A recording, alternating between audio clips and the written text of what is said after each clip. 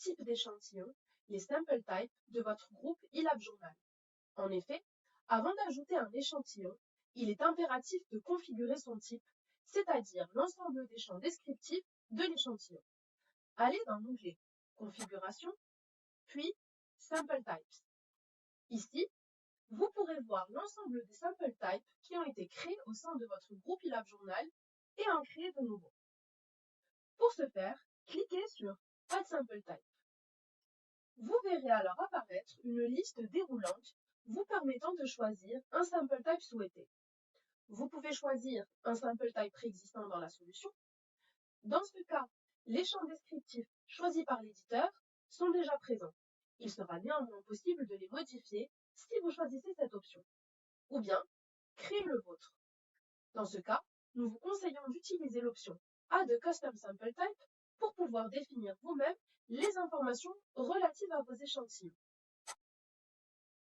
Donnez un nom à votre sample type,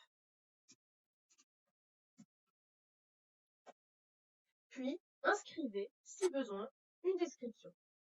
Choisissez enfin une couleur caractéristique de ce sample type. Tous les échantillons associés à ce sample type dans eLab Journal seront identifiés par cette couleur.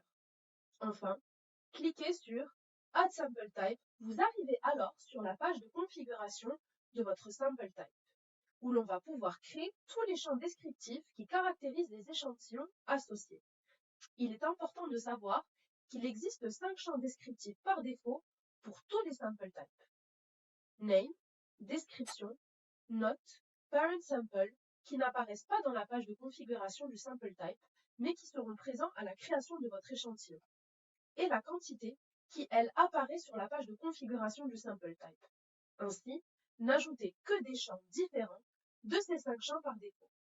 Pour ajouter un nouveau champ, cliquez sur Add New Field et sélectionnez le type de champ souhaité dans le menu déroulant. Plusieurs types de champs existent.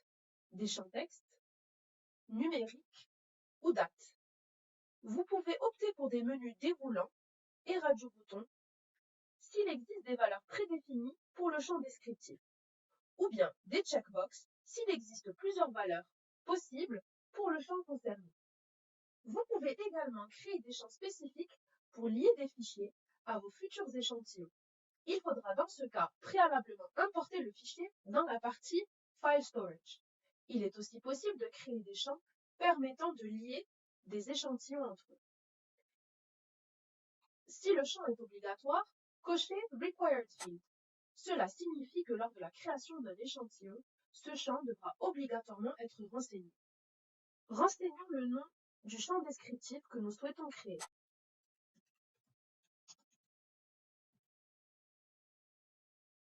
Cliquez sur Save pour enregistrer le nouveau champ. En répétant ces étapes, vous pouvez ajouter autant de champs que vous le souhaitez pour personnaliser la fiche descriptive de votre échantillon. Si besoin, vous pouvez réorganiser vos champs les uns par rapport aux autres de cette manière. Toutes les données saisies dans cet onglet sont automatiquement sauvegardées. Allons maintenant dans l'onglet Settings and Sections. Vous avez la possibilité de modifier le nom, la description ou la couleur de votre sample type. Vous pouvez également activer la génération automatique des noms des échantillons à ce sample type. Préfixe, numérotation, suffixe. Vous disposez d'une option pour créer des champs conditionnels à travers la fonctionnalité Add Section. Pour plus d'informations sur cette option, se référer à l'aide. N'oubliez pas de sauvegarder les données mises à jour dans cet onglet Settings and Sections en cliquant sur Save. Une fois votre sample type renseigné et finalisé, cliquez sur Close. Vous revenez à la liste des sample types et vous pouvez voir celui que vous avez créé. Illustrons le processus de configuration des sample types avec un exemple concret. Nous disposons d'une liste d'échantillons, ici des anticorps, au format Excel. Chaque ligne correspond à un échantillon et chaque colonne correspond à un champ descriptif de celui-ci. Lors de la configuration du sample type associé à ces anticorps dans eLab Journal, nous allons traduire chaque colonne du fichier Excel par un champ descriptif. Ayez toujours à l'esprit la liste des champs par défaut, car ils ne sont pas visibles lors de la configuration du sample type. La colonne name de notre fichier Excel ne sera donc pas traduite en un champ descriptif dans le sample type, le champ existant déjà. Pour la colonne number qui ne contient que des valeurs numériques, nous avons naturellement choisi un champ numeric field.